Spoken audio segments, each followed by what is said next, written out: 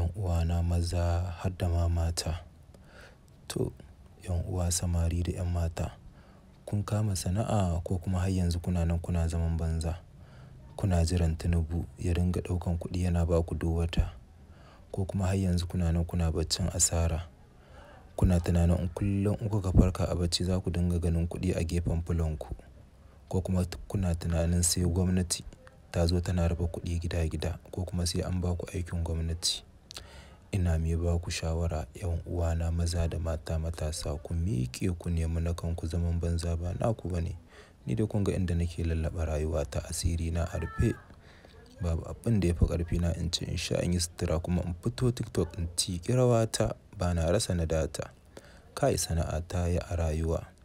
Allah Ubangiji ka albarkaci sana'a. Allah ka sa daga ɗauri ɗauri in koma sauke buhu buhu. Ga kuɗina nan ina ta ƙirga su, zan je in siyo abincin rana. Kai sana'a ta yi 'yan uwana, ku tashi ku dage, kada ku biye zaman banza ba naku ba ne wallahi.